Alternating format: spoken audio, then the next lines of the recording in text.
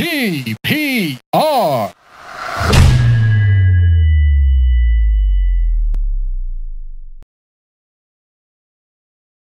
Hi everyone, this is Ali coming to you with another episode of the TPR pod. Before we begin, a message from our sponsor. This episode, like the ones before it, has been sponsored by Manscaped. Manscaped was kind enough to send us their latest performance package 4.0 set. I think if you go to episode 142 in the intro, we go through the products, the weed whacker, lawnmower. They send us deodorants, they send us a great bag. So head over to that episode, see all the products there, well made, waterproof, and Manscaped is indeed, you've heard them on many other podcasts. They're one of the leaders in men's grooming products. And also, more importantly than the stuff they sent us, they also gave us an offer code for you to use. So you can head over to manscaped.com and use code TPR for 20% off and free shipping worldwide for your orders. That is code TPR for 20% off and free shipping worldwide for your order. Manscaped.com, unlock your confidence, and always use the right tools for the job with Manscaped. And now, heading over to our episode, quick intro. It's with Hamza Gulzar, aka Bawarchi. You might know him from his very popular TikTok, Instagram, Twitter, and YouTube. This episode did not go the way I expected it to go. I said that a few times in the episode. It's a bit long, as you can see, but it's a great, detailed insight into the minds of, one of the really cool, interesting creators out there, especially people in the food game. You'll see from the chapters below, the topics that we discussed and talked about are not the generic food internet content creator kind of stuff that you might expect from such a interview, from such a person. So I'm excited for you to get into those and leave a comment if if things were as you expected, if they resonate with you. I think they might for a lot of people who are of South Asian descent living in South Asia or abroad. It's a great conversation, and I was thinking about it for a long while after it was done. Hope Hamza comes back. But until then, without further ado, let's jump right into it with pod 144, Hamza Gulzar, also known as Boy Bawarchi.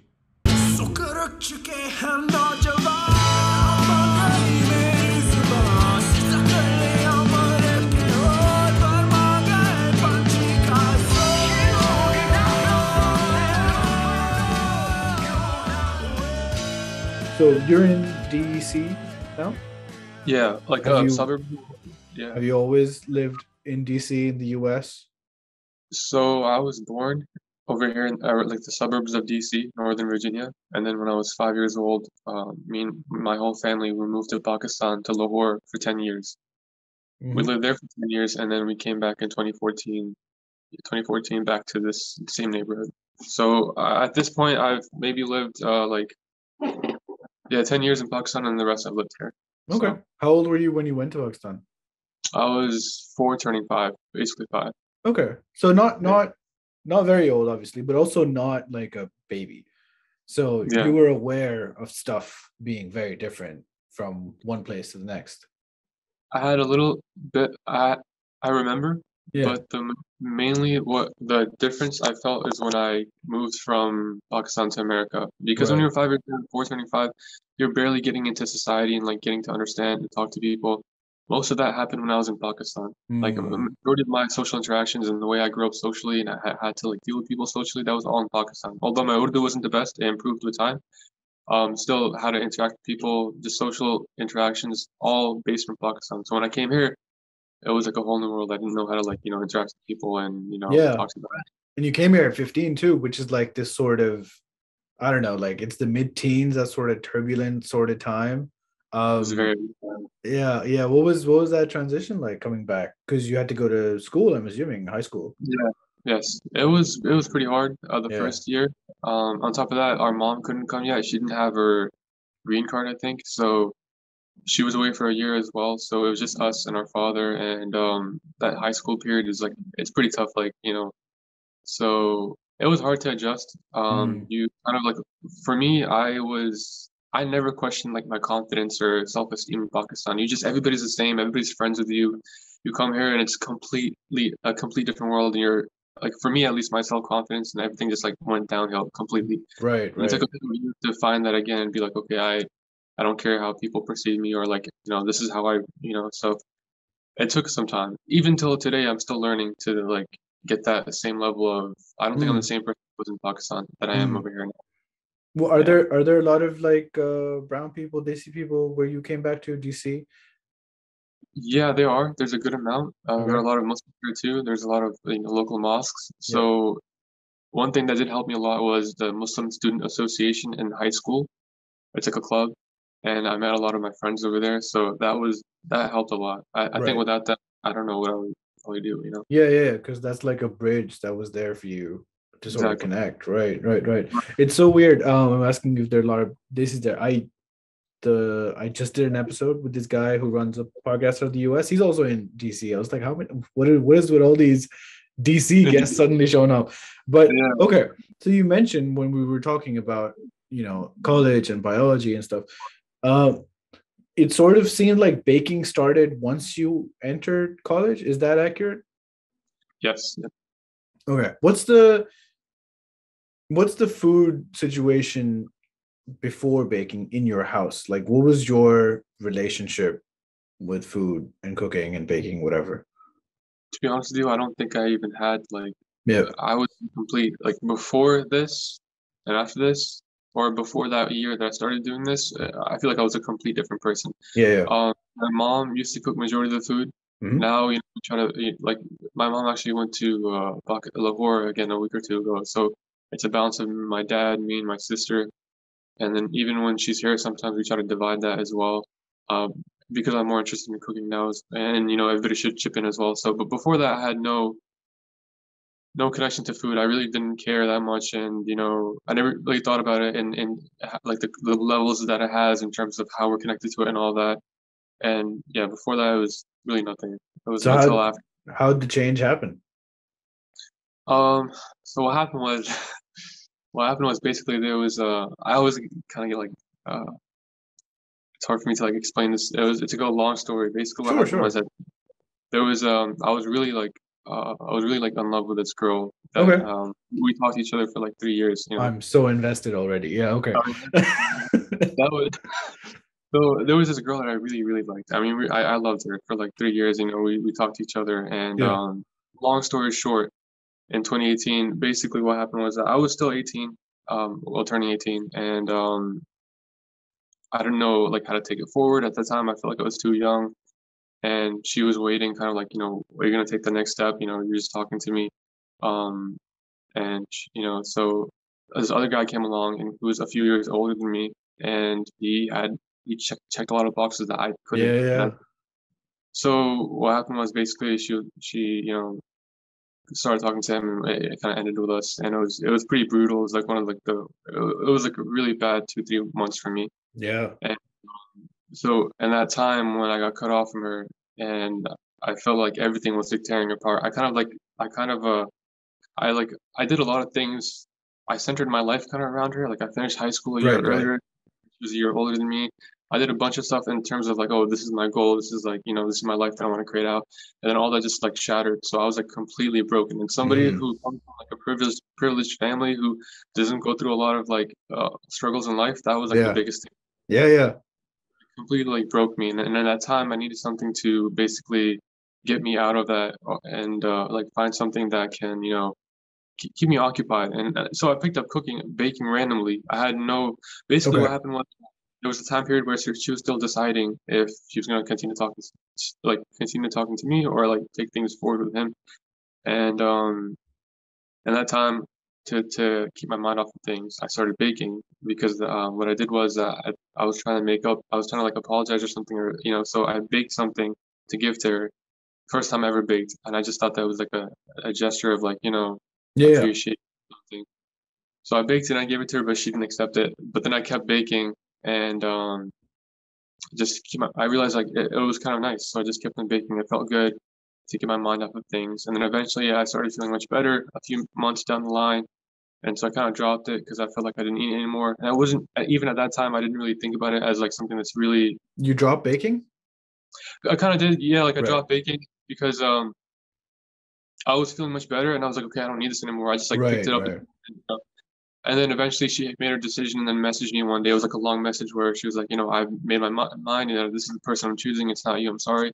and like I went straight down again into like, it's like this depression or something, and I was frantically looking again for something to keep my mind off of things. And in that process of looking for something, I came across this show called Chef's Table on Netflix. Right. Yeah. Yeah. I'm deep in food content, man. Yeah. Yeah. That's why I had to talk to you. Yeah. Oh yeah. So that's I came across it and I was like, oh, this is interesting. Let me check it out. So I watched one episode. I watched another, and I kept on watching again. And I started remembering, oh, I was baking too. Like I enjoyed that. And it came to this point where I was watching this show about this chef. I mean, this episode of the chef called Anna Ross or something like that. Okay. I forgot where she was from. Some European country. And the show that episode was like, I feel like it was so well done. Like the stories of each episode was amazing. Yeah. But that one, when she talked about like how the food is connected to the people and the land, and everything is like connected, and she brought so much emotion to it. And at one point she said something, and I just started like when they were showing it, I just started like tearing up, and I was like, wow, this is like. It was just amazing to see how much love they were putting into something. Like they loved this thing so much that it meant everything to them. They were connecting everything. Yeah. And I was just like, I started tearing up, and I was like, this is the best thing I've ever seen. Like I've never felt this way about something. And then I remember watching the show in my living room, and I was like, what if I could be a chef too? I was like, I would love to be like, this is something. They gave their heart to something, and I felt like looking at that, I felt like maybe I could give my heart to something. Like I felt like there was a void that I had, and I felt like I could finally give my heart to something again, and this time not be disappointed. And I remember looking at my mom; she was in the kitchen while I was watching it, and I was like, what would they think if I said I want to be a chef? Because it's a life decision. There's a lot of things attached to that. So then I was like, no, this is something amazing. I've never felt this before. I've never cried about food before. So I was like, I want to do this. I want to be a chef. And that's when I like made up my mind. And then I started like cooking more. And then I told my mom like I want to be a chef, and she's like, oh yeah, like it's nice. But at the time that was like 2019. So Yeah. and I was still going to college. I took like a 2 semesters off when that whole thing happened. So I basically like took a gap year, and then I started getting back into college. And then so it kind of leveled out. I finished high school a year earlier, but then I took a gap year. So then I started cooking more, baking more, and then the pandemic started, and then I had a lot of free time on my hands, and I was posting some stuff on Twitter, and then a lot of my friends recommended, hey, you should make an Instagram page. I was like, okay, sure, it's a good idea. So I made that. And then I started posting there, and one or two things went viral, and it kind of gave me confidence. Kind of gave me confidence, like, oh, let me post more. That's basically where it started. And then I thought that like I should start a business, start selling locally. So I started planning for that. And then my dad was like, "Have you ever tried social media more like TikTok and YouTube and stuff like that?" And Your dad suggested that? My dad suggested it, yeah. It was really crazy because, and I really appreciate my dad. Like, alhamdulillah, like he thinks forward and like he's not bent on certain looking at like. So I was like, no, I'm not gonna do that. Not in a million years. I'm not. I don't like making videos that would take so much time away from baking that I want to do, and that like literally makes me feel so much better. Every time I bake, it reminds me of like why I started. The first time I baked was because I was trying to like become a better person, kind of. That was why I did it. And I tried to get out of a situation where the first time was, as an apology and try to be a better person in general. The second time was to get out of a situation that really like took a toll on me. So every time I bake, it reminded me of that, and it helps me a lot as a person just to keep on baking and cooking and stuff like that. So I said, like I'm not gonna do that. Like I want to start selling, and he was like, you're not thinking big enough. You're not thinking about the bigger picture. And so at first I was like, no, but then a couple of friends recommended it again on social media, like you should start a TikTok and this and that. So really, like half the things I started was not from my own like ideas. It was somebody else recommending it and some friends being supportive. Sure. And that's when I started TikTok. Yeah. I was going through as part of my quote unquote research for this episode. I saw, he started in like early 2020, the Instagram account. That's when that started. And I scrolled all the way down to your TikTok. All right, that's like June, July 2020. Okay. But so one thing I was really curious about, we'll come to talk about, the baking in detail, but we'll put this question here. Your videos are like, you're not just making a video. It's not just like, here's how to make this. It's very like aesthetically thought out. Like it's not like there's like the framing has been given consideration. The music obviously matches tonally. It's at a certain time of day, it seems, the color grade, there's like, you're not just making, and that sort of, having watched so much YouTube over my life, I know that doesn't, it's not like a fluke, right? You have to practice and make that happen. Were you into like making videos, photography before? How'd that look, which is now pretty much like, it's become a signature of your Boy Bawarchi brand, that, whatever you're making is great, but it also looks pretty amazing. How'd that come about? So I was never into I never did any like videography or filming or photography before, really nothing at all. I Right, still everything I do is on my phone, right. and it was just I, I was really good at drawing before. I think Okay, I had I would like to say I have an artistic eye. Even sure. when I was younger, and I took art classes in college where I'm really good at imitating and seeing like the grids and understanding like proportions and stuff like that.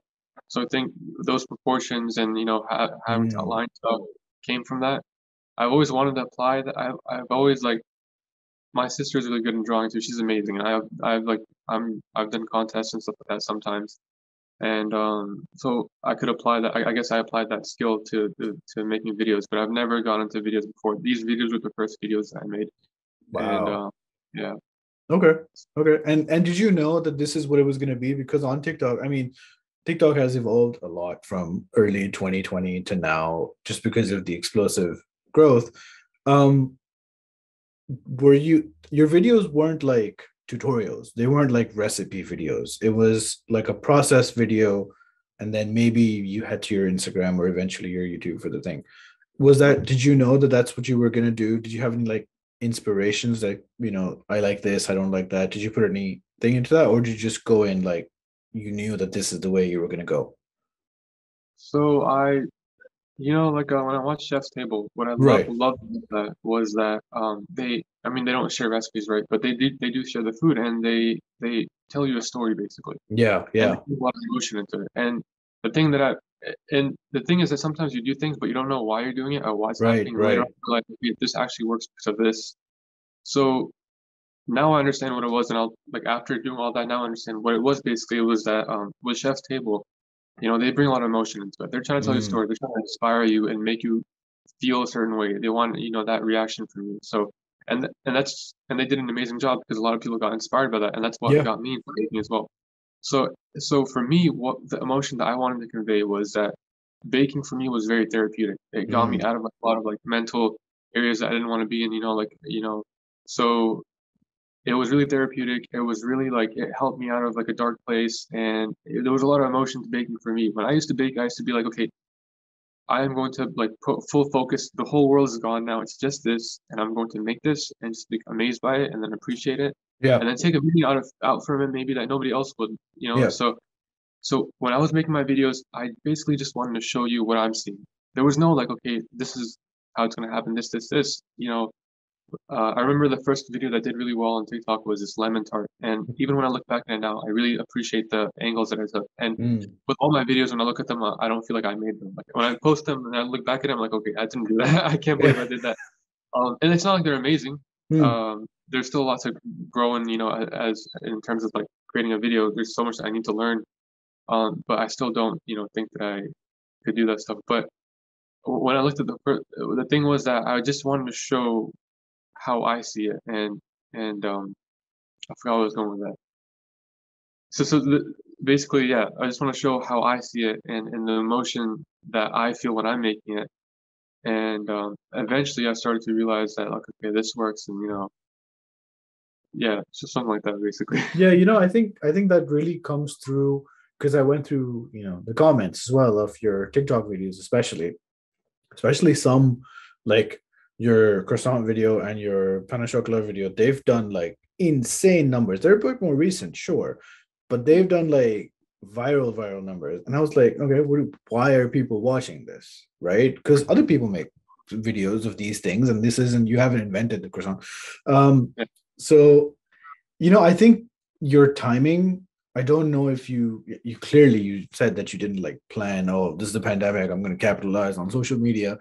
Right. But these past couple of years, they've been so like mentally taxing on Yeah. people, right? And you don't realize it, but you're just scrolling through and you're like, yeah, I'm desensitized to the news, but it's still going into your head, right? The coronavirus and this war and Syria and whatever. So at the back of your mind, perhaps, there's like this buzzing. And your videos, it really seems, because a lot of people comment in your videos and they're saying stuff like, this made me happy. Some people said it made them cry, blah, blah, blah. And aesthetically, it looks great. I think, you know, it's a, and I think in my own experience, I started watching a lot more YouTube and TikTok, and it sort of gave me this same feeling that when I would watch restoration videos, like people who are, you know, Yeah. so and then the ones without talking, right? It's just, they're just putting it together, and it's just like this almost weirdly meditative Right. experience Yeah. where your mind is just gets to space out for a bit, and what you're making obviously looks great, and that's because of the skill and the um like the investment that you put into it. So I think that's really why, even though it's not a recipe, even though it's not like a how-to, your videos are just breaking it might not actually do as well if it was a recipe, now that I think of it. Yeah. So I thought about like, okay, I would look at other TikToks, and sometimes I would do some like research like on myself, like, okay, what are people doing? How Yeah. did they, how can I, there's this, I took this literature class, and basically there was this poet we learned about, and he said that if you want to be a good poet, steal from people. He was being Mm. metaphorical. He meant like you imitate other people. You Yeah. imitate one person, you imitate when you're not when you're posting your stuff, but when you're writing yourself, right? And eventually you'll come to a point where you've imitated so many people, you can draw certain elements from different people and then create your own style. So I tried to do that, and I looked at other people, and I was like, oh, this is good, but I was like, this doesn't fit with what I'm trying to, like the recipes. I thought that how did they present the recipe? How did this Mm. person present this recipe? And I was like, that's not really, it's not going to align with what I want to do. I want to bring emotion. I want to tell you that like, um, basically this helped me like be a better person and try to. I want people to know that it's not just food. Yeah. It's Yeah. there's so many years. I keep on saying like I write this down in a bunch of places that for me it's like at the food or baking is at the intersection of like community, culture, art, history, even science, even math, so many other things. And it's a combination of all of that, family, Yeah. relationships and all that, so it's very, very deep in my opinion. I don't think I've even scratched the surface of trying to understand what I'm trying to, do. Yeah. Yeah. So I want people to get that emotion and feel like, this is actually something much more important because I'm starting to realize that like for me I keep faith really close to myself, and I want Mhm. people to understand that life is much more meaningful than just it's not mundane really. What you think is mundane, that breakfast you're having, that lunch you're having, it's not mundane.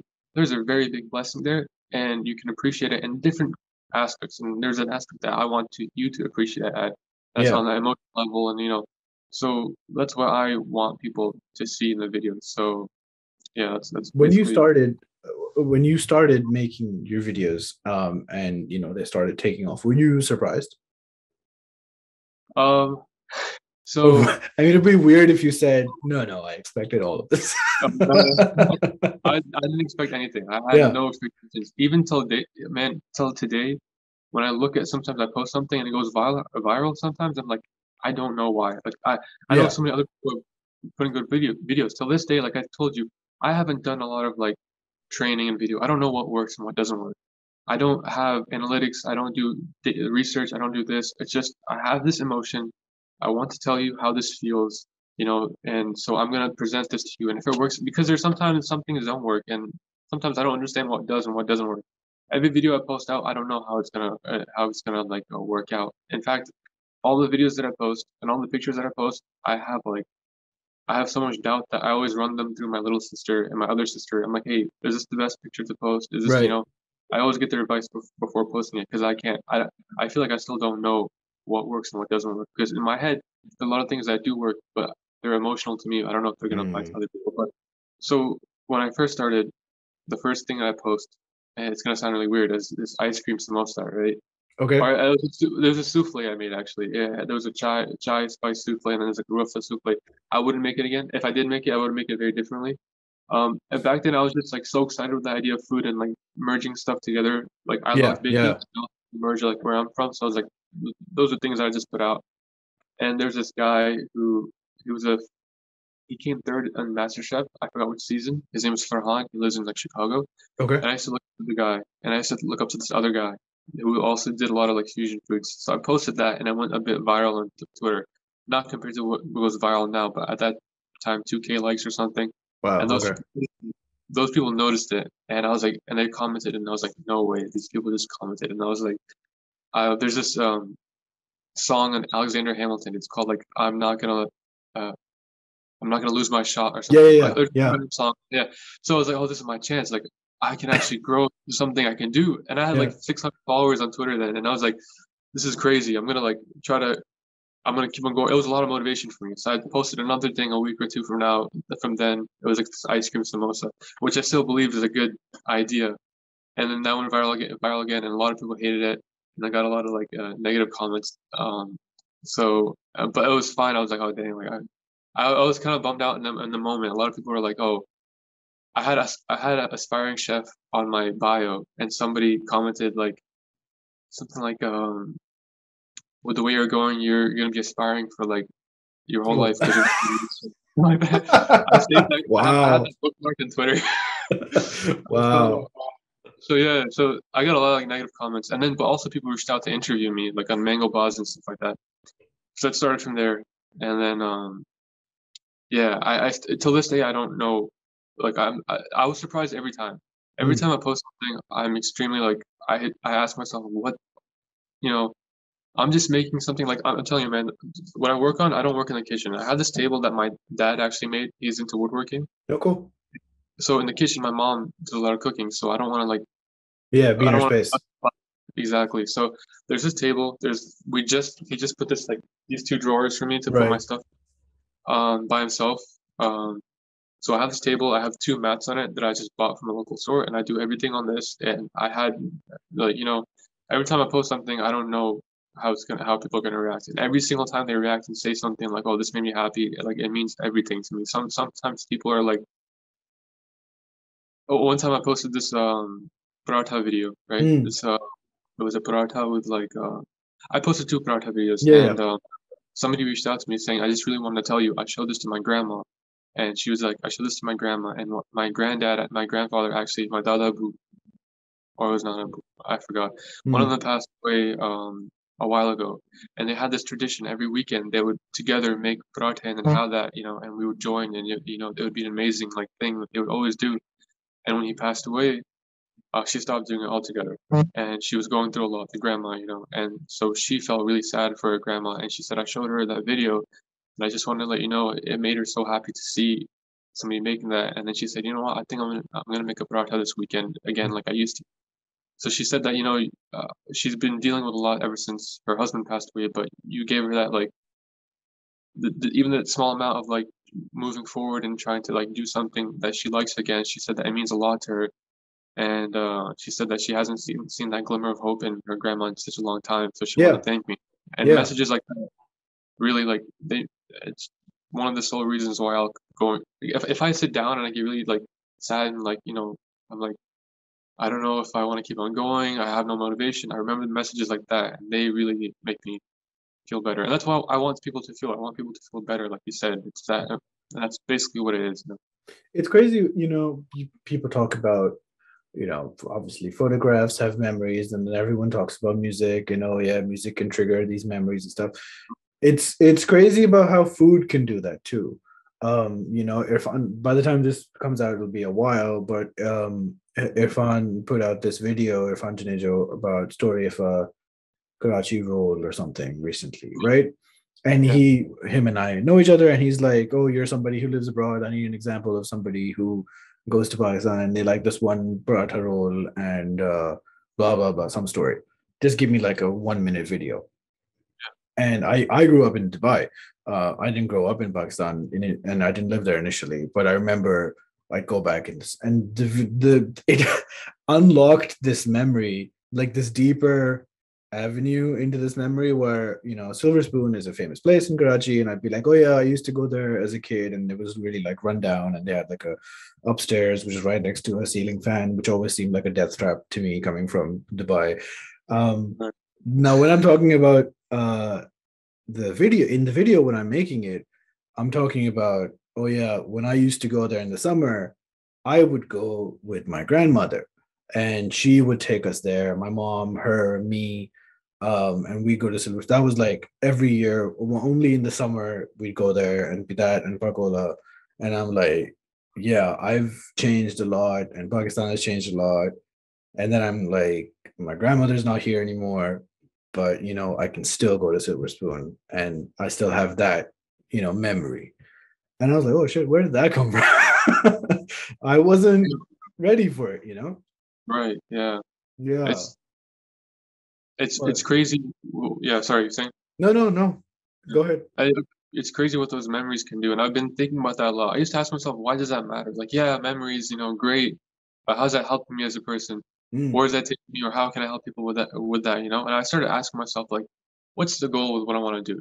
Like, what am I trying to spread? And something that helps me a lot is like, I don't know how to put this. Something my Islamic teacher taught me at the local mosque. He's an amazing guy. He's like somebody who really helped me in my life. And he said that at one point, he was like, all the love that comes to you from your parents or from anybody, random friends, what that it really is the love of, God coming to you through those people. And he basically was saying that everything that good that comes to you is actually from God, and it comes through, it comes through people and then comes to you. So anytime somebody shows you love, what that really is, and you should think about it, is that it's the love coming from God. They're all connected, and so Right. when someone shows you love, there's a connection you build, and then you're thankful and you're grateful that that God's showing you love through your mother, or through your father, or this person, that person.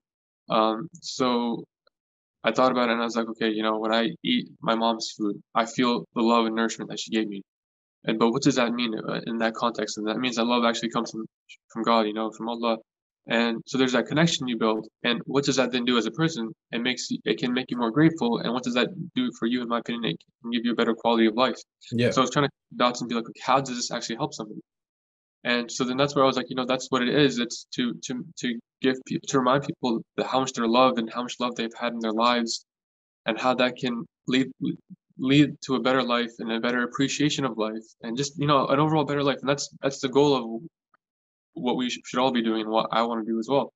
So these memories really matter, and how you feel about them really matter too, and it can actually lead to a better life and a better appreciation, and just being kind to people in general. So it's really important. I think it's really important to remember. I used to ask myself, why does it matter? Like, food is food, it doesn't matter. It really does. That nourishment that you get, like nothing can compare to it. And the great thing is a lot of people can relate to that. So when you share that story and people relate to it, it changes how they feel inside, and that can, that changes in that way. And how you deal with people. It's all that stuff about, living your life with more intentionality, even like, just thinking about why you're doing stuff you're doing. And all these food videos that I've seen, the smaller scale ones, and even some of the big scale when they're talking to like a chef or something, they're very skilled, they're very disciplined, trained, blah blah blah. The ones that really stand out where you see that people have like an emotional connection is whenever they're talking about, you can taste the love they put into the food. They say this across countries, cultures, people, everything. It's like a theme. And I think and the way people experienced your food is mostly through your videos. Not everyone, I don't know if you're doing the business, we'll come to that, but that's, they see that feeling, right? I think when you go into that like state where you start making a video, then you come out and you're like, all right, I don't know what happened, but it's here. I think it somehow it gets embedded in the thing. I wanted to talk about your trip to Lahore, but before that, is this, you're making a lot of proper Western, baking recipes, but suddenly there's kheer shows up, and then also there's parathas, right? How did that, why'd you make that choice? Like, how did that come to you? So this page for me is like very personal, right? It's not just a business for me. I'm not just trying to make, it's not just a career. I don't think I could do something. I don't think I could approach this in a way where it's just a career and I don't really put my emotion to it. So it's really personal, and it. I want what I feel to actually dictate what I do. And so baking, like I said, it was nice, right? Baking was like the friend thing that you, or something intimate that you created yourself between Mhm. something. It's something that I found myself, and I, really dived into it. But there were a lot of times where I would make something and my parents wouldn't like it, and I loved it, and I think a lot of people would appreciate that flavor, but they didn't grow up with that flavor, and it just Right. didn't click. Sure. Like, Sure. yeah. So I made a lemon tart, and I liked it a lot, and I could eat that like every day if I could, Yeah. But they didn't like it. So then that kind of like upset me inside. I was like, I want to make foods that can connect me more with my parents and people like me, and also things that I grew up, nostalgia and all that. And Yeah. so then I Yeah. was like, okay, I'm gonna like try to divide this. I'm gonna sometimes take a break from baking and get into this, because I don't feel like it was a holistic approach, and I felt like I was missing a big component of my life, and I didn't want to do that. I wanted it to be as holistic as possible. I want to make sure that I'm incorporating my faith into it, which is a big part of me. Then also my family, and where I'm from and all that, and also where I go to and where I'm living and all that. Mm. Like for example, America does mean living here does mean something to me. I've met a lot of amazing people, and I've created a lot of memories, and so this place has given me a lot too, and I don't want to let that go. But there's also so much that's been given to me living in Lahore and from my parents and all that. So it's just that idea that I wanted this to be as holistic as possible, and I still do. So it's like I'm trying to balance that and give a holistic approach to Yeah. basically, yeah. Were you prepared for the sort of reaction? Because the Barata video comments, they struck like that different sort of chord with people. It was it was very different when I posted on TikTok and everywhere else. People were like, "Oh, my ummi used to make this. This reminds me of my ummi or my dadi or Yeah. something."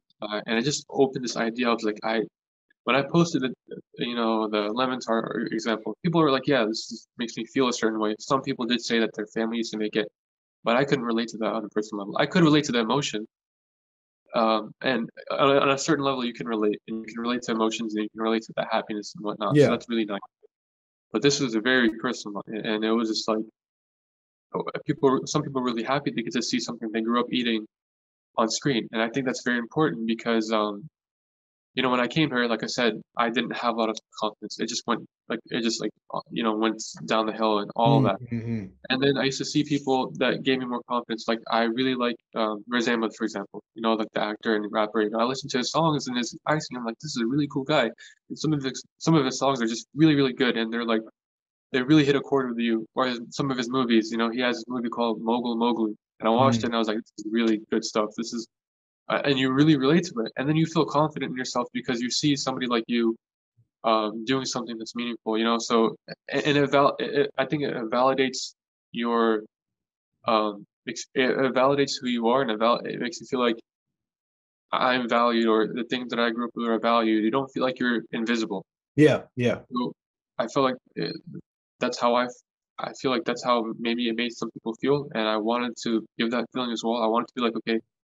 And the thing is that, yeah, so I wanted to present that. Basically, I wanted to present the paratha in a way that I grew up eating. And I was like, to do it justice, I'm gonna have to be very honest with it. This is how I see it. This is how I grew up with it. And if that's how you relate, if you relate to it as well, then that's good. But I think that's, yeah, I think, it had complete, yeah. yeah, there's a lot about, what in your whole direction. And it's something that I've sort of started to fall into given all the places I've lived. It's the identity question, right?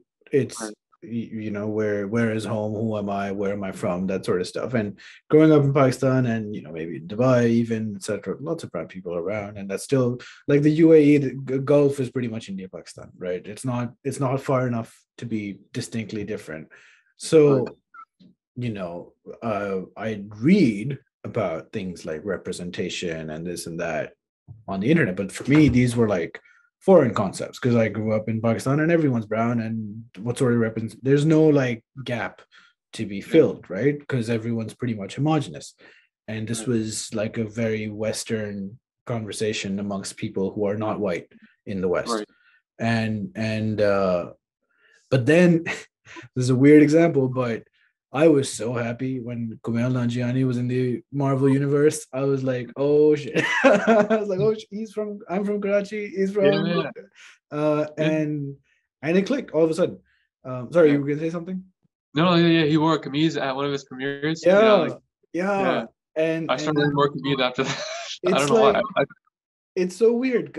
For me, because I didn't grow up there. I grew up in Pakistan, right? So for Right, me, I never even considered the question. I was like, yeah, the US makes white movies. They do, but the US makes the Marvel movies, and most people there are white. So all right, that's how it is. And I didn't even consider if I would want this sort right, of representation there. And then I think that's sort of perhaps something that happens with your Barata video when people are looking at, very well made food videos, yours, others, everything. It's you, and then there's this girl who makes um Indian food, vegetarian food. She's commented on your videos too, Miss Spice or something. I yeah. forget. Rooted in spice. Yeah, she's really nice. Yeah, Yeah, yeah. Her videos are also like they're proper traditional stuff, right? yeah, yeah. It's not westernized at all. It's none of Right, that. And the videos are also very clean, well made, very economically made.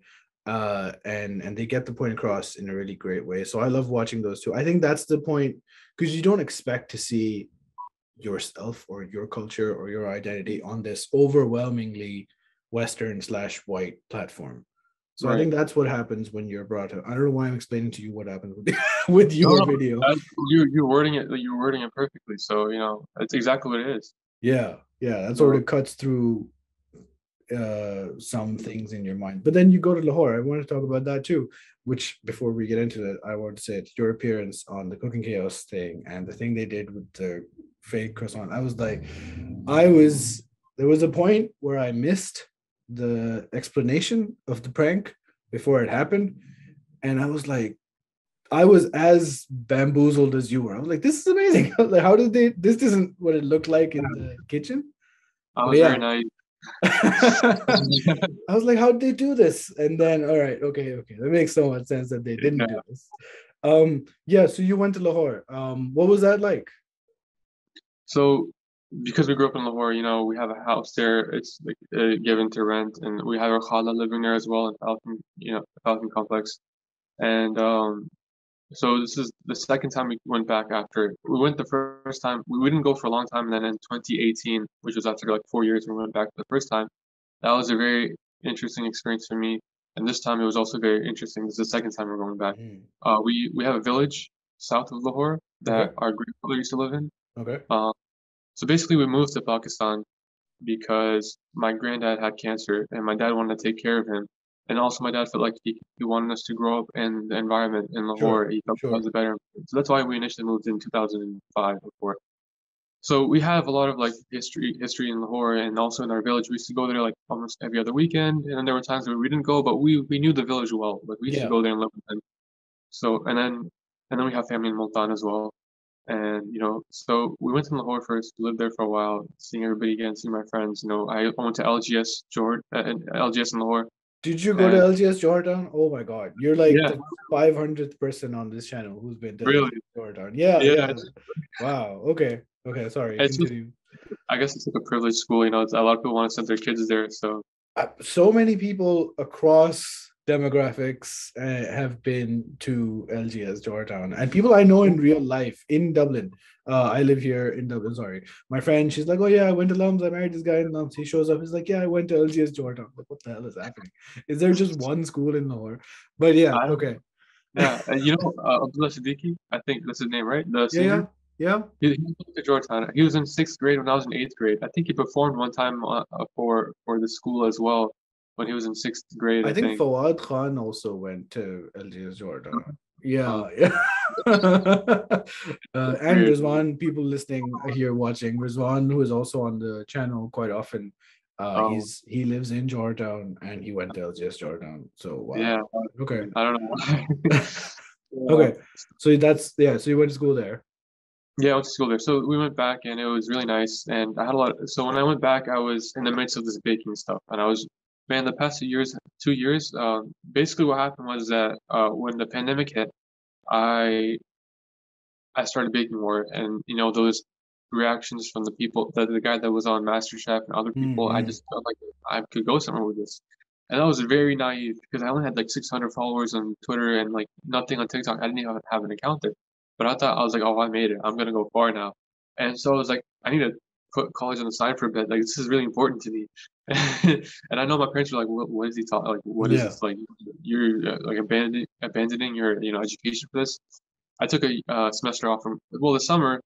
I no college, so I just kept on baking. And every day I would wake up and I was so obsessed with it. I just made it so obsessive, and I just basically I've lived in my basement, man, for the past 2 years. I haven't like I've gone out, now and then, but like I've been here for like Right.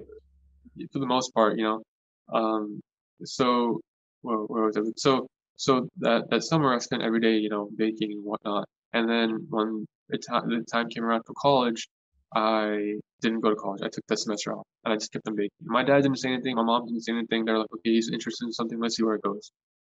Not much growth. There was growth. At the end of that year, I maybe had like 2K, 2.5K on Twitter, nothing on TikTok. And then the next semester comes, I don't go to college again. I'm just so invested in this that I feel like I can go somewhere, but I can't really tell. I can't show that. There's nothing on paper I can show to Yeah. people. Yeah. But I was so stressed out every day because like my dad works. He's the only like provider for this family, and he's worked really hard. To take care of all of us. We're 7 people in the family, so and we're always hearing about how he struggles. My dad like struggled a lot his whole life, as with a lot of other people's parents. So he's done a lot to get to this point, and my job as a son, as I want to help him out, eventually like ease things for him, not make it hard. So me not going to college, taking time off, I quit my job on top of that. I was working part time at a coffee shop. I quit that as well, and I was just like, this is it. I need to focus on this. But it was very stressful. Every single day, I would wake up and be like, okay, if this doesn't go anywhere, like I would have wasted my parents' time, and I have to go Yeah. back to college. It take longer, so I was very stressed out. It means a lot to me to make my parents proud and do something for them because my dad, Sure. I've seen, like he's gone through a lot in his life. He has his own story, and Yeah. he's done so much for us, and it's just like it's a life goal of mine to do something for him and my mom. So every day I was so stressed, and then two semesters off. It was the second semester of college where things start to go up a bit, and on TikTok and stuff like that. And then, but I was still stressed every day. I got some money from the government, the from the pandemic, Yeah. Yeah. and I was using that for like supplies and stuff like that. I cut down on all my costs. I was just like, look, it's this or nothing. I stopped going for haircuts. I've been cutting my hair since then. I still don't go for haircuts. I just cut my hair myself. All right. And then Pretty I convincing. Yeah. I canceled, I canceled my gym membership. I canceled, a lot of things, and I stopped eating out. I could probably count on my hands how many times I've eaten out myself in the past 2 years. Wow. Even till I've just loosened up with it. I would go out with my friends, and they knew my situation, so they'd pay for me. So, but that was stressful too. I didn't want them to pay for me, but it's not like we're in a tough situation as a family. But I just didn't want to be a burden on my Yeah. parents. Yeah. Yeah. It was a personal choice. Yeah, personal choice, and I don't take money from my dad like every single. I try to make my own money, because he's already doing so much for us. So yeah, so I was stressed out every single day, and I was going broke, slowly getting to like almost nothing, and then I started like my dad would help me out a bit here and there, like, oh, you can get groceries with my money. Here's like $100 for the month, or my then I borrowed some money from my so my siblings and stuff like that. And so I was really stressed out, and I was like really tense every single day. I would wake up and be like, okay, I have to do something. Yeah. And then summer came around, and our whole family was like, okay, we want to go to Pakistan. And I was first really upset because I was like, I won't be able to do anything over there for 3 months. It was a 3 month trip, 2.5 for me, 3, 4 months for my sisters. And I was really upset about that because I felt like I was starting to grow a bit. A couple of things went viral on TikTok. I started growing on Twitter more now. Still wasn't making any money, barely, like maybe like $50, $60 in a month, or 100 in a month, and I was barely anything. So so then we went to Pakistan. That was in the back of my head. When I went to Pakistan, what happened was a company reached out to me actually for a deal. Oh. Domino's, like a big sugar company here. They wanted to advertise their product, and I was like, wow, this is the first time. I was so happy when I got that message. I started dancing in my basement. I was so happy. I was like, and then I asked myself, like, how. I was so surprised because I didn't think this would ever go anywhere. So that was like a Yeah. big deal for me. And there was a really good pay there as well. And so then I was like, I need to do this. And just when that was working out, we had to go to Pakistan. And I was like, how am I going to do this in Pakistan? It's going to be impossible. They can't ship the product to Pakistan. And so then we went to Pakistan, and I was stressing about that the whole time.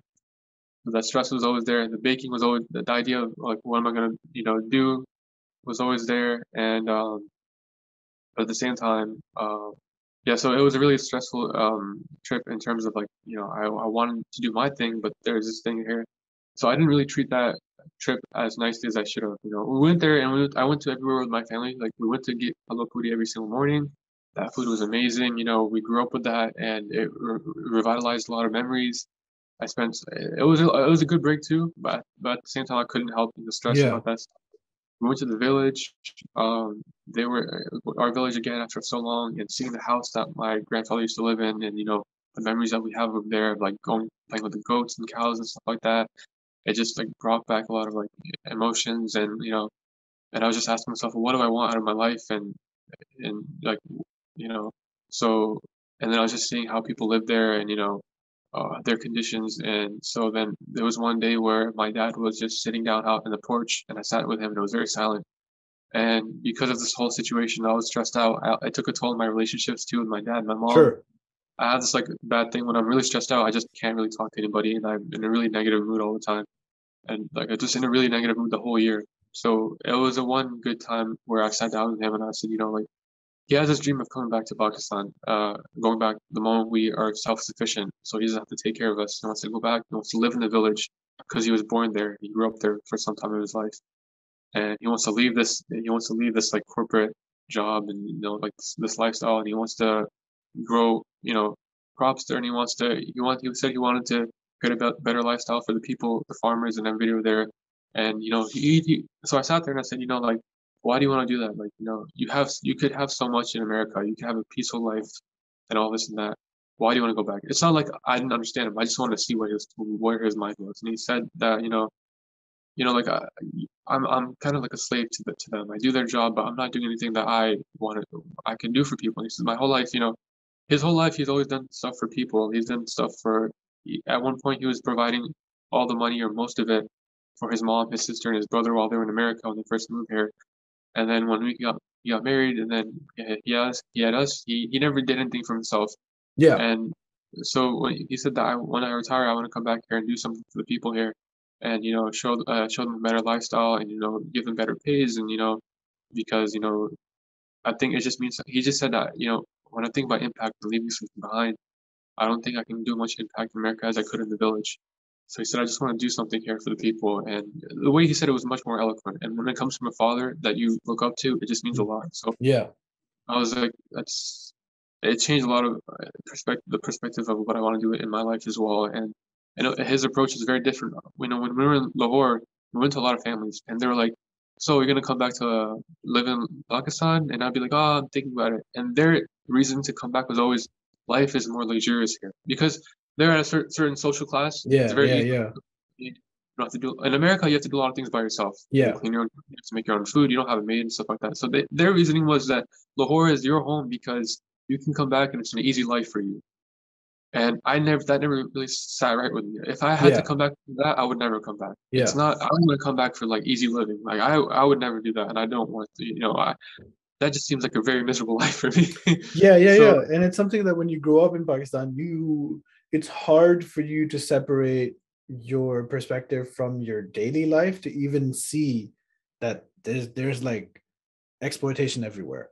right, And which people don't in Pakistan. I mean, it would be weird for them to sort of recognize it and then change everything, or maybe people don't want to address it.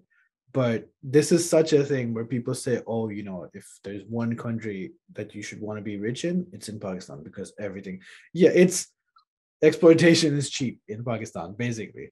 That's yeah, what the idea is. But yeah, sorry, continue. yeah, no, you nailed it, right? That's Yeah. basically what it is. They're like, we can get everything we want to because it's very easy to. So that never sat well with me. But when I asked my dad's explanation, he has a complete different perspective, and I really appreciated that, and that really changed a lot in terms of do I want to live in America or Pakistan and stuff like that in the future, or where do I want to have my most impact? And that really like made a lot of sense to me, and so then I was like, I want to help my dad get to that point, and whatever I can do to help him get to that point as soon as I can. The best thing I can do is get self-sufficient myself. But also it made me realize, so after that whole thing, and then we went to Multan and we saw our relatives, and relatives that are related to my mom and very distantly to my dad too, I think. And so we went to them, and they were so kind. And we've never had any close relationships, but like um, our family's really small. So Sure. we went to our relative's house in Multan, and they were so welcoming. They were so kind. They treated us like they were family, and I really never felt that before. And I was like, these people, like never seen them for most of my life, but they're once or twice, but they just welcomed you like that. And then we went to another relative's house in Multan, and this is gonna sound kind of, I don't know, it touched my heart personally. And basically, what happened was we went to the house, and my mom's mommy, she was there, and she was so kind, and she welcomed us, and she hugged us, and it felt so welcoming. And I was like, I've never felt this in America. And we're related by blood, and I don't know you that well, but you care so much about me. You've seen me when I was really little. And then she was like, my mom was like, you want to show them the butta or something like that? And I was like, what are you talking about? And she said that she's making the butta for your future wife or something. And I was like, what? Oh, right, That was a right. very random. I don't know if you know the tradition. So she said it's a handmade butta. It takes a long time to make it, and your mommy's been making it for a long time for your future wife. And she brought it to show to me, and she's like, I'm doing this by myself, and it's a tradition that when she comes to our house first time, we're gonna put it over her. And I just really, I was like, I don't know much about you, but you care so much about me, and you're doing this thing, and it just really hit my heart. And I was like, I feel very, very connected to this place and connected to you, and the love you're showing me is like, it's like I've never, from a lot of people, I've never felt that. So that meant a lot to me. Like when we were leaving the house, she was like, "Don't go, stay a bit more." And I was like, nobody said that to me like that ever. And so it meant a lot to me. And I was like, there are a lot of people back there that really care about me, and I haven't been there. They care about my mom too. They treated her like she was their own daughter. So, Yeah. and my mom means a lot to me too. So that really hit like a part of my heart where I was like, okay, now that I'm back in America, I think about it every single day. Every day I'm like, okay, I need to think of a way where I'm gonna go back and do something and go back and live a life there that is more meaningful, and I can do something there. So that trip was very stressful. It was really annoying because it was very hard. I came back, and then I asked the company for an extension, a very big extension, and they agreed. And so then I was able to, get the thing done. But it was very stressful. It was very like annoying, and I was in that negative state of mind for like 2 years, and I still was over there. I was still broke. I came back. I was still broke. I just got paid for the first time from a brand like maybe like 2, 3 weeks ago. And when I Congratulations. yeah, thanks, man. Thank you. And when I got that, I went to my room and I just sat down, and like I started crying, and I was like, I cried for like half an hour, and I was like, I didn't know that I can't believe that I'm actually making money from this, and I can actually do something now. And the first thing I did, and I told myself for months, because when I was making money before, I used to give my mom flowers. I was trying to be as often as I could, but then when I was broke, I could only spend so much money on certain stuff. So I couldn't get her flowers for a long time. And I know my mom likes flowers. The first thing I got was this very big bouquet of flowers, and I gave it to her, and I feel really nice. So the stress is gone now. But when I came back from Pakistan, that really changed. Like a lot of the experiences over there, really changed the way I see Pakistan. And Sure. some of another thing was that when we were there, a lot of this is very common. Even when I was there, I knew it. Like a lot of men will stare at my sisters and women in general. And the treatment is like we know Yeah, yeah. how fortunate that gender equality, like how they treat different genders.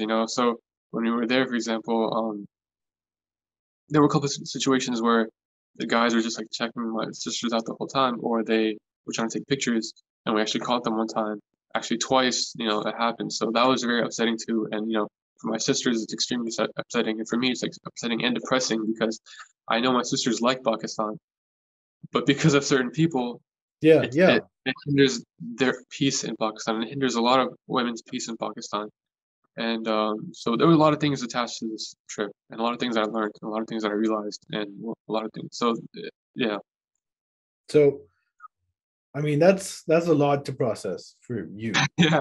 I'm sorry, right? man. I'm talking too much. I Oh, don't no, be no. talking. I mean, that's what this is for. But I recognize a lot of what you're saying, but it's clear that for you, there's there's so much um related to just the the art, the tradition of baking, Yeah, where the food is just one part of it. and not even the biggest, right? It's how, from where it started, from where it went, from what you're doing when you're putting into it, and then Pakistan, your mom, and then there's, yeah, I mean, this is not a judgment of any sort. This is just like a statement of fact. Like, you Yeah, know, it's lots of layers to this whole situation. I think So that's all of us, I'm sure it's everybody, yeah, so yeah, yeah. I mean, when I went to Pakistan now, two, yeah, just about 2 years after the last time, I right, went to Islamabad, Karachi, Lahore, and I when I started this YouTube shit for, like, it's been a couple of years since the podcast has right, been going, but the right, last year, uh, was it, yeah, 2021? That's when Clubhouse really started getting popular.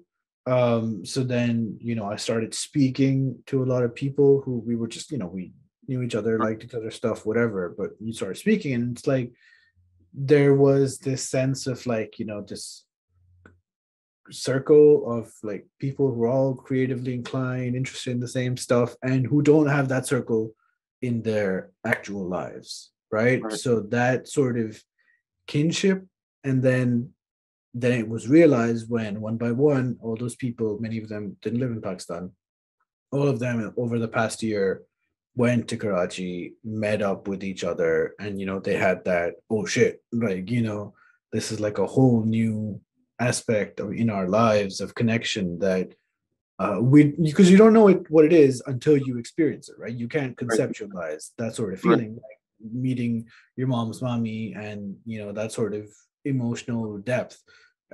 Until it happens, you have no framework or right, reference.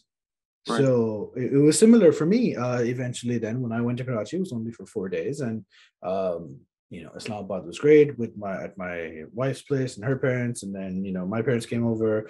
I went to Lahore. My friends were there in Lahore. My family's from Lahore, my dad's side. So that was nice. But in Karachi, I was there with these 3 4 guys, and I was like, this is like a new sort of thing for me. right, And then I left, and I was like, oh shit, and now I'm back. But now in my mind, I'm like, all right, so how many times can I conceivably go to Karachi in a year, and maybe we can do something together, and that sort of stuff. And I think they also felt the same way. I would like to think.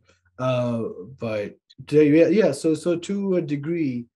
And then I went to Lahore, and I met my, we have this ancient house in Lahore, in Model Town, and there's always like this. I think this is the first time I went on my own as like a right, grown up, because now I went before as a kid, and my dad was there, and there's always like, yeah, you're his son and you're here. But now I'm yeah, like sort of like this own person, and everyone's treating me differently because I'm grown up and I'm like married and I do this, that, whatever. Um, yeah, it was very different. And that's, I suppose that's how life goes. Things change, times change, and you change with it. What then happened to the plan, the business plan? So was that just stopped? Who, I want to ask, you make all this stuff, who eats it? so I try to give as much as I can to my family if they like it.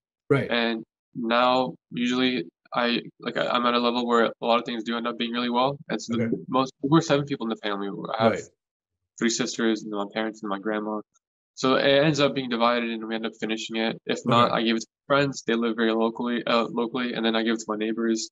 Right. So try, Yeah, because you're too slim to be eating all those desserts and everything. I was like, all right, it's not him. Yeah. yeah, Okay. I have to consistently be very cognizant of how much I'm eating when I'm making. It's not. Yeah. Yeah. Yeah. Yeah.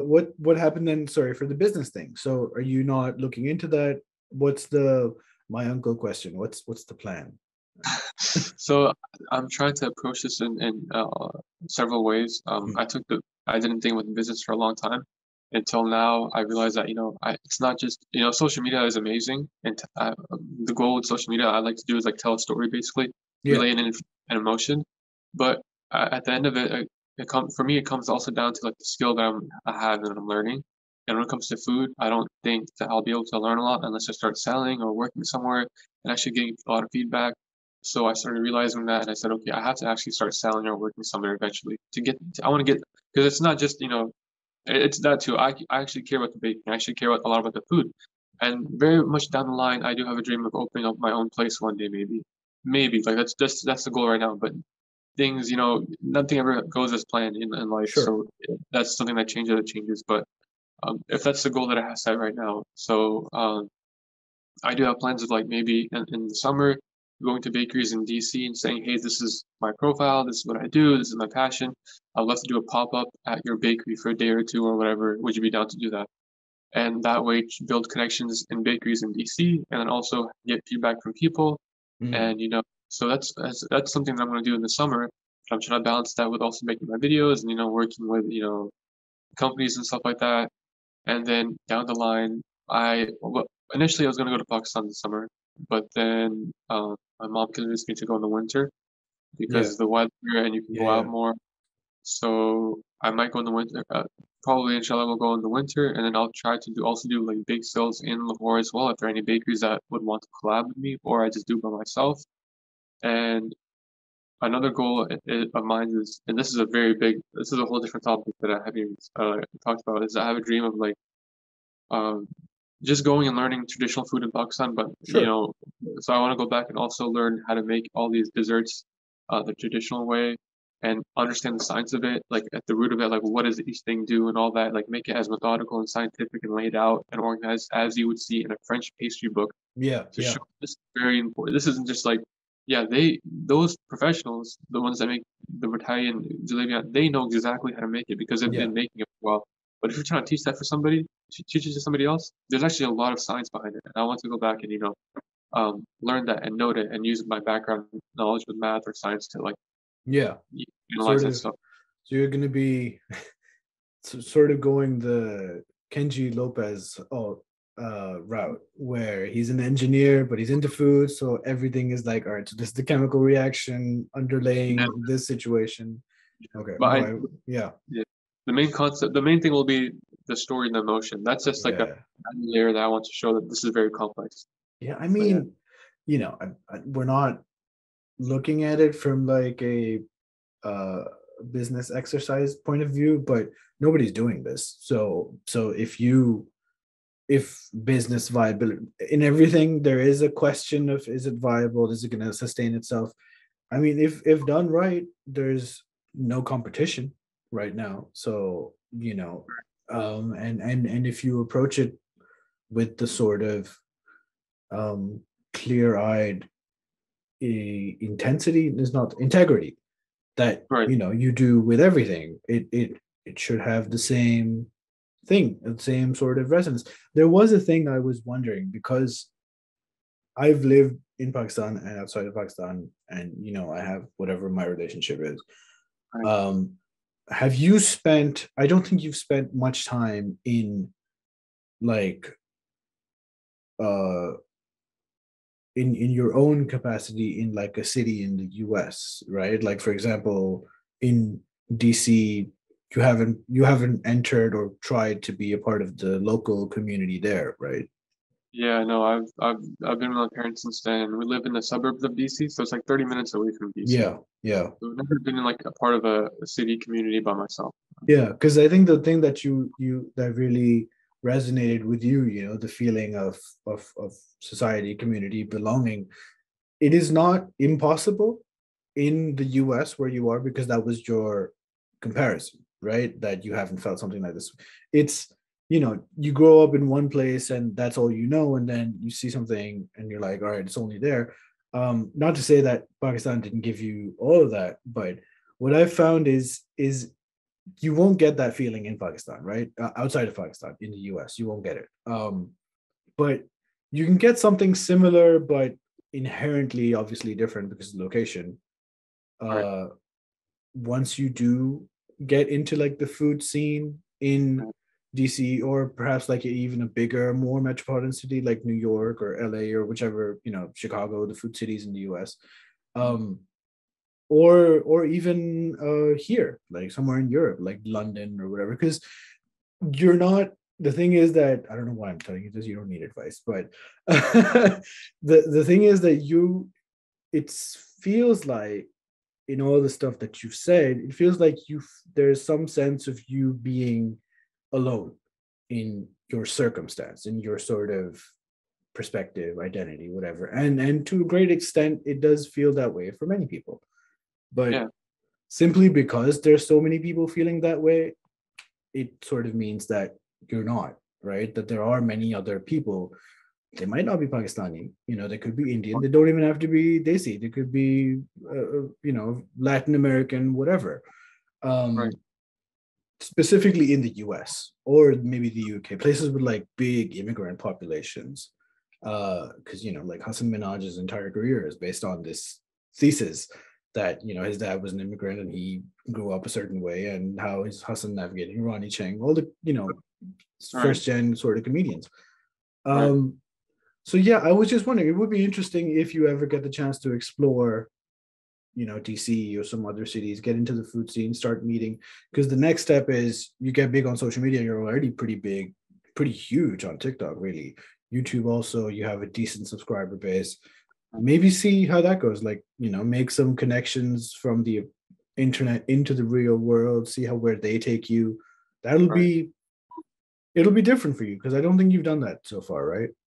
Yeah, I haven't done that, and I don't know how it would go about. And you kind of nailed it again. Like, I have been by my own for most of this. I've done it myself in the basement. I'm not really alone. Like, people have helped me. Sure. Basically helped me too. But for the most part, overall, yeah, I'm doing it myself. So I haven't had that community. And I am interested to see what I could find in DC. But at the moment, it's not like my end goal. It is something that I want to do.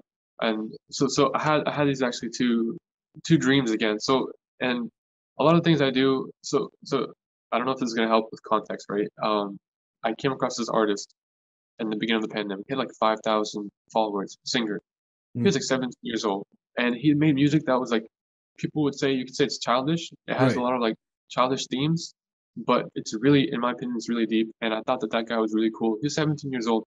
He would sing about Pixar and how it relates to his life, and like, Mr. Incredible and this and that, and just Disney and stuff like that, and how those stories impacted his life.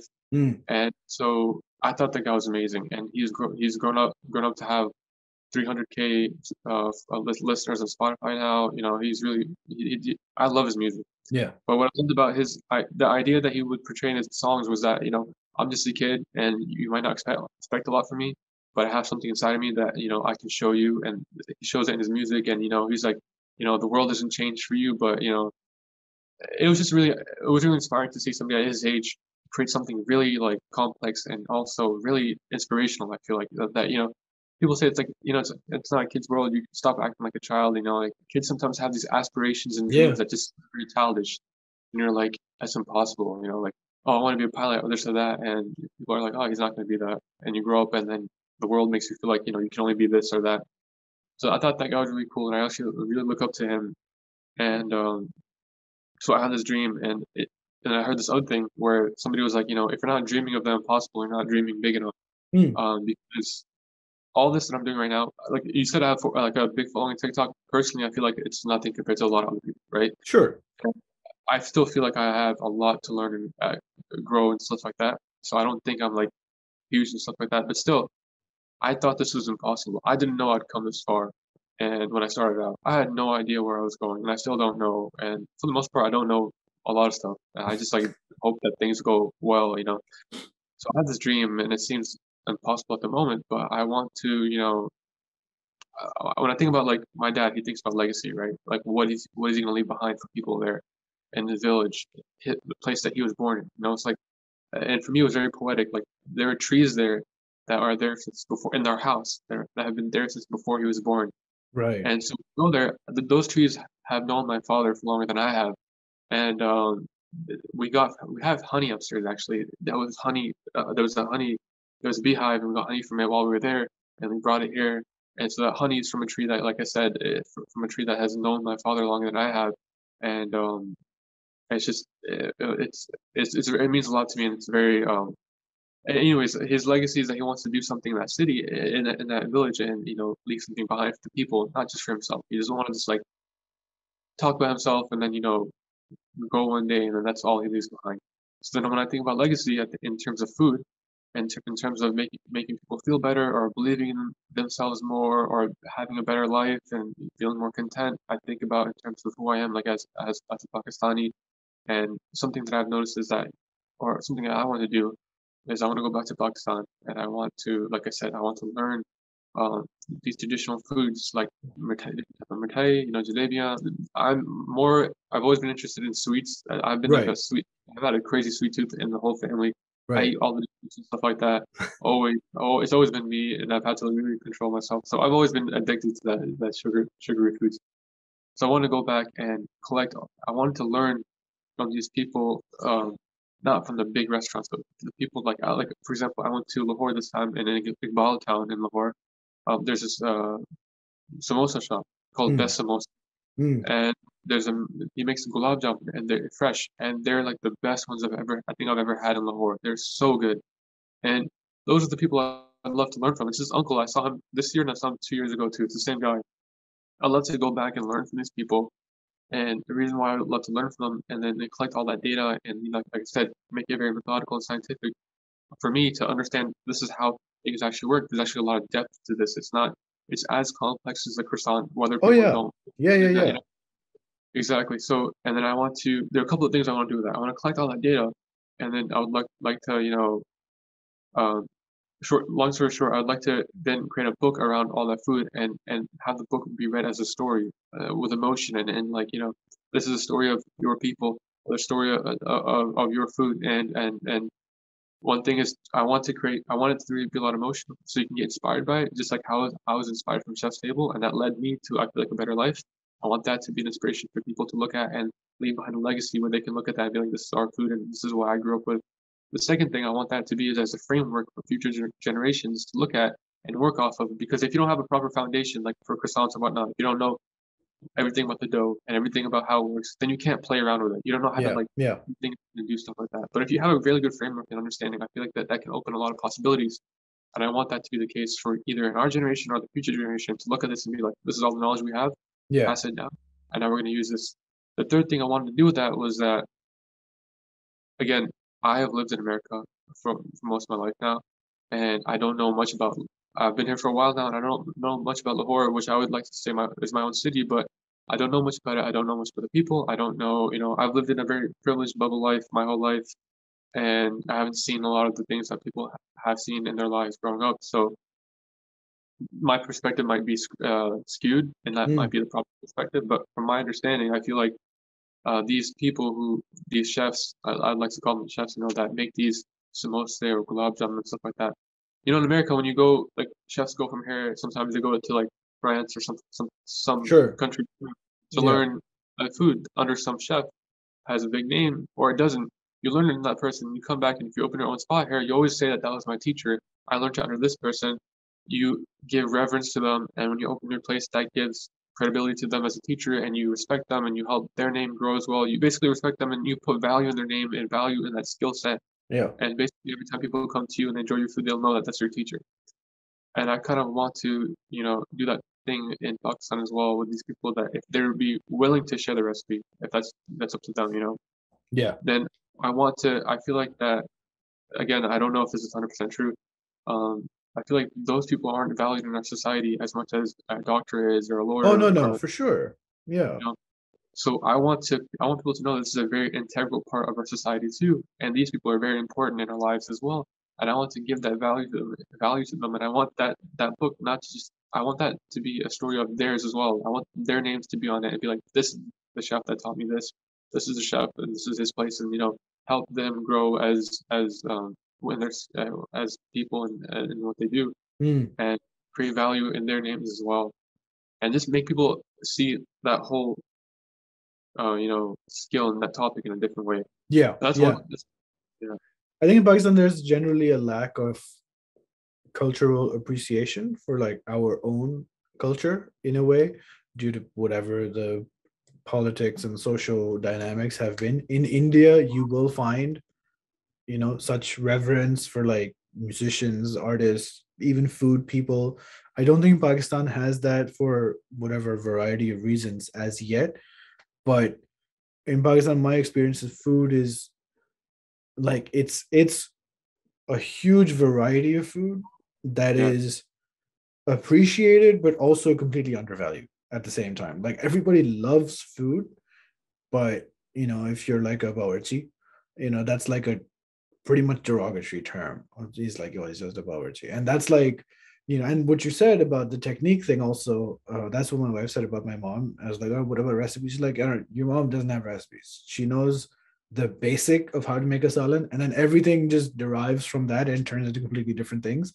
So I don't cook much, but I understand that reference. I think, yeah, I mean, there's so much room, which is why these videos that Irfan did about, Karachi fast food, which is the burger, the roll. Someone did this article, Ahmed Nakvi, he wrote, Karachi has the best biryanis. He went to every, weird biryani place and why it was different and where it came from. That's why they do so well, because nobody does this. And now everybody's watching Chef's Table. Everybody's watching Babish, Gordon Ramsay. These are household names in Right. Pakistan, and there's nothing like that on our, like, yeah, we have Masala TV and stuff, but it doesn't even try to approach that level of integrity, authenticity that you're just putting in and you're looking for, and Right. therefore it just doesn't have that sort of resonance. So if you do this, even if you try and fail, whatever product that in your mind might be just half baked, um that'll still be so much more than people experience, like, which is why these cooking chaos guys do so well. It's just these two guys who Yeah. present themselves as like bumbling idiots and who don't know how to cook, and they're just trying to make it happen in Right. like a very genuine way, right? And Right. Pakistan, who cooks in Pakistan? It's girls cook because they have to get married to cook for their husbands, and that's it. Otherwise, it's a business and you're going to open a restaurant. Otherwise, there's no reason. There's no, apart from these two things, there's no social imperative to learn how to cook, right? There's Right. not this culture, history. And this is what I was thinking of when my nanny passed away. She was the youngest of all of her siblings. So now that entire generation's done, right? Right. And their history, their lived experiences, and so much of our history is also oral. It's never written down. So it's just passed through person to person. So much of Right. that is gone. And one day my parents are also going to be gone, right? So if I don't get all my mom's recipes, and if I don't learn how to make them, or my wife, or whatever, but technically it should be me, or my sister, uh once that happens, that's like one more door that's closed off forever, Yeah. right? So if you Yeah. do this, I'm getting really worked up. But I'm getting like really worked up about this situation. No, But no. if you do this, I think it'll be like, I sort of see where you're coming from and where you're trying to go. And I don't know if you need my endorsement, you have it. I didn't know where I was gonna end all of this, but it's a really cool idea. I think you should, but also at the same time, don't close off your life in the US, Right. because when I go to Pakistan now, um, and I've lived in around Pakistan longer than you have, uh, I'm not like a local, right? And I don't think I will ever be. And there will be that gap, and that's also fine, you know. Right. And you might have that gap too, because when, yeah, you recognize, your privilege and how things are different and difficult for people, et cetera, et cetera. But you know, it's Yeah. fine to be, I don't know if I'm saying this for you or for me, but it's fine to be from both places, Okay. Yeah. you know? Yeah. I totally see what you're saying. That's something that I think about very often. And I don't know, man. For a while now, I just felt like yeah, you can be from two places. I totally agree with you, and a lot of people will approach it that way. Um, but for some reason, I don't know.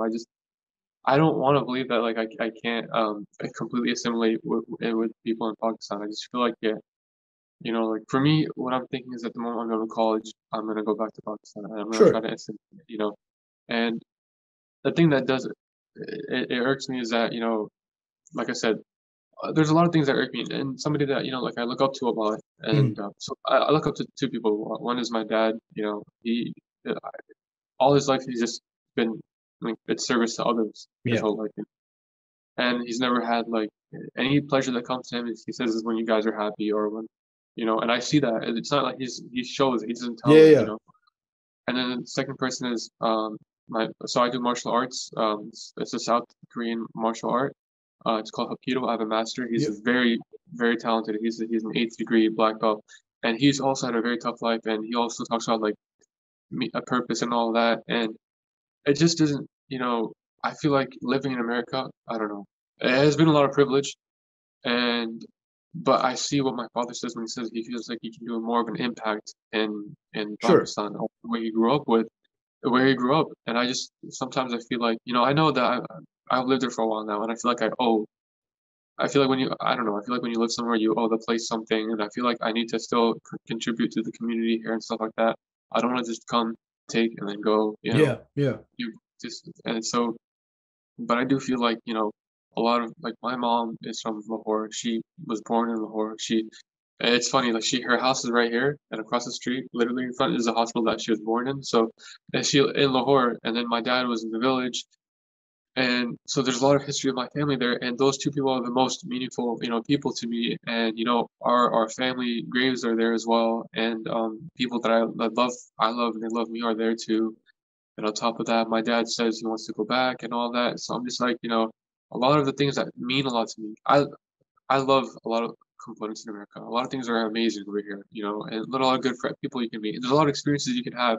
There's so much you can do here. I feel like there's so much you can do if you can get a nice job and have, like, I don't know, the best time of your life maybe. Yeah. Yeah. But yeah, when I think of, like, and this is just like thoughts and, like, ideas are all subject to change.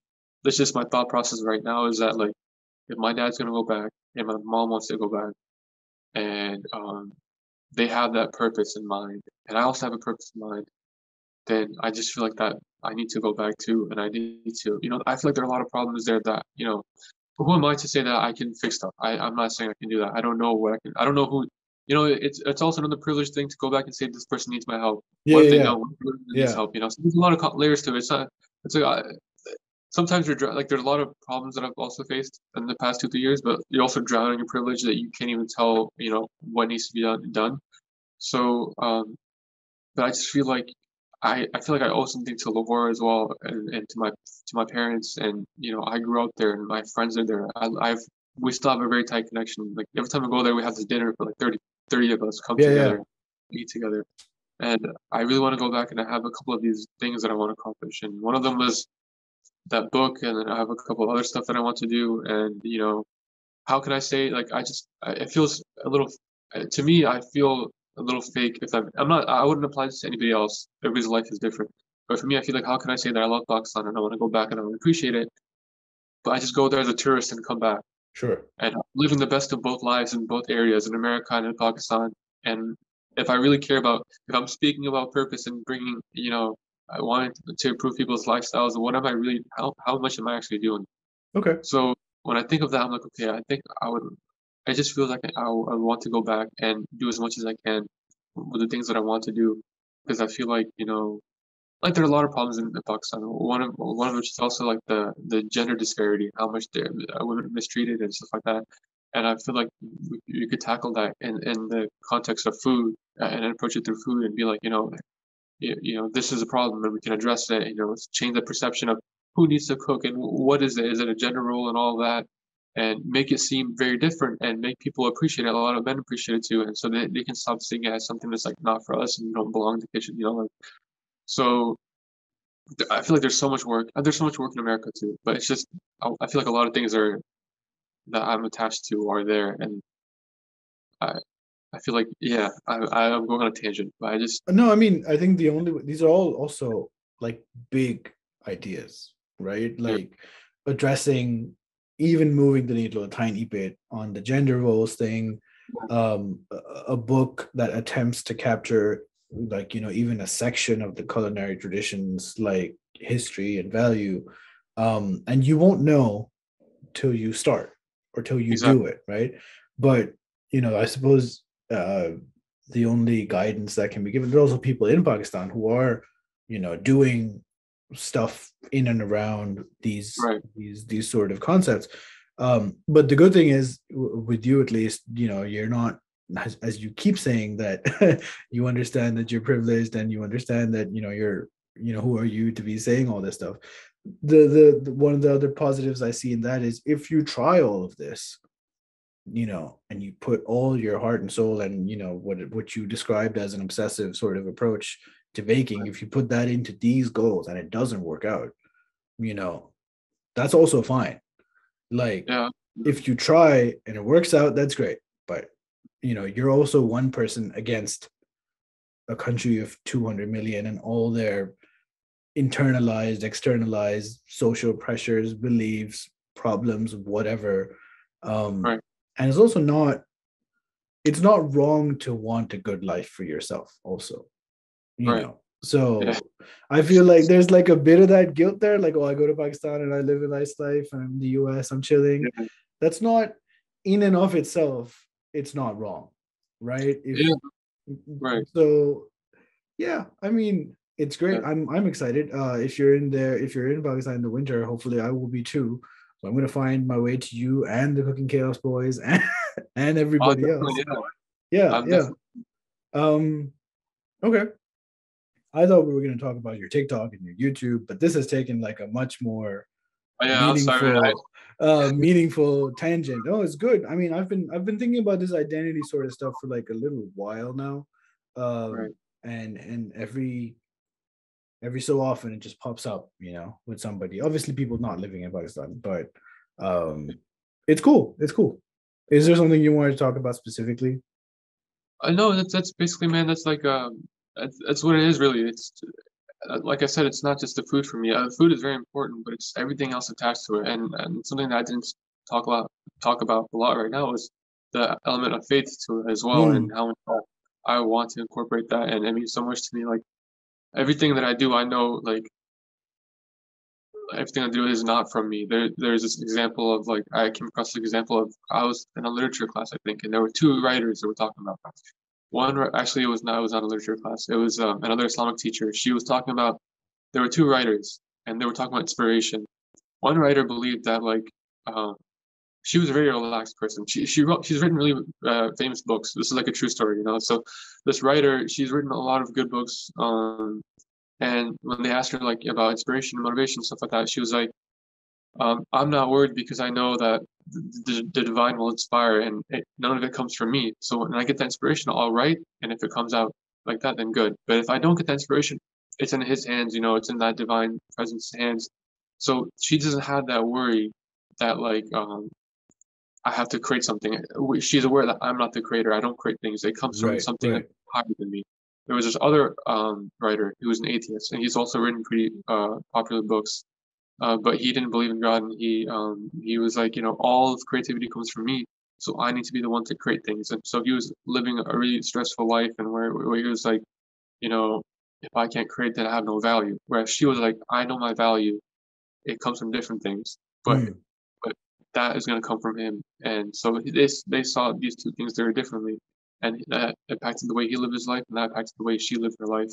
And so yeah, for me, it's like I know that everything I do is not from me. Like I said, at the end of it, when I'm done with it, I look back and I'm like, I don't think I even did this. Like so and so even when I got my paycheck, I was like, this is not for me. This is not because of me. This is because of from God. And so that's also the level of depth that I want to bring into like just this whole thing in general and food as well. That it's a divine presence is always there, and that can add another layer to how you approach food and how you see food. It's a blessing, and it means so much more, and you can take out life lessons from it. And that's my thing that I want to do. And the reason why I want to do that is because I started like that. I started because I right, wanted to get out of a certain situation. right. Like I say this thing about lava cakes, where it's like a lava cake, anybody can appreciate it in a certain way they want to. But for me, it was that the lava cake, it can look bland from outside, it's just a normal chocolate cake.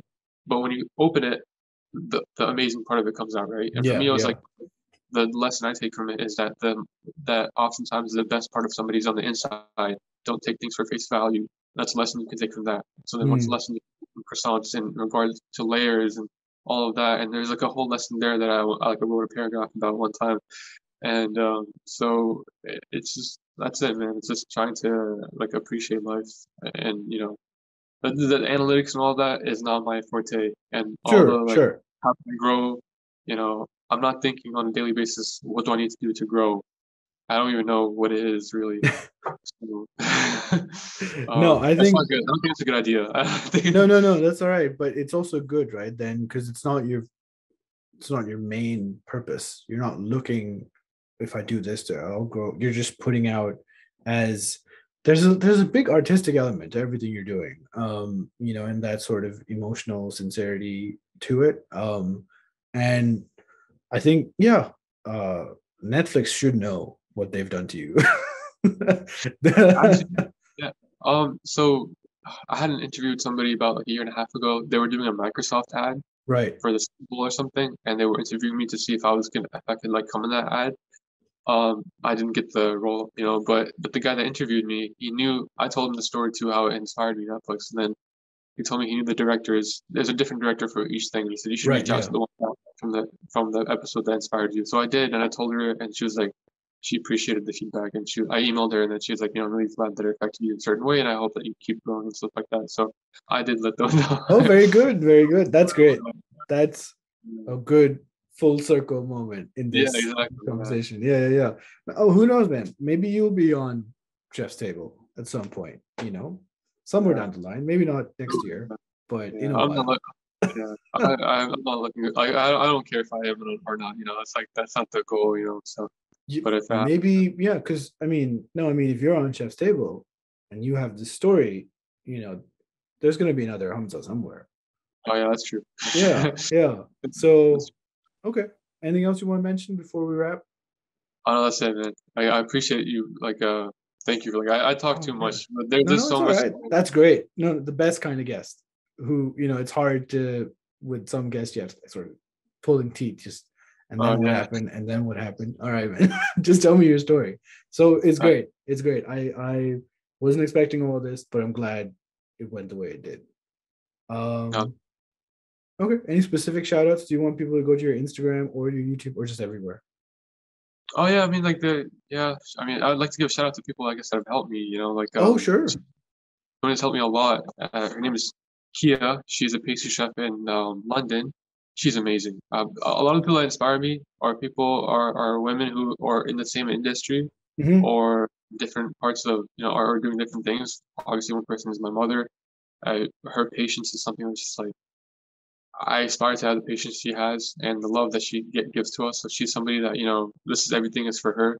Then Kia, she's an amazing pastry chef. She helped me a lot, perfect a lot of things. And she's working for one of the world's top pastry chefs in London right now. And she's a huge inspiration. So she's somebody, and that's I guess that's it. Yeah, and my parents, and that's it, yeah. That's if you have her Instagram, I'll tag her too. Let her know. So yeah. Okay. Well, Hamza, thank you very much for your time. I usually ask people for an hour. I've taken up way more than yours.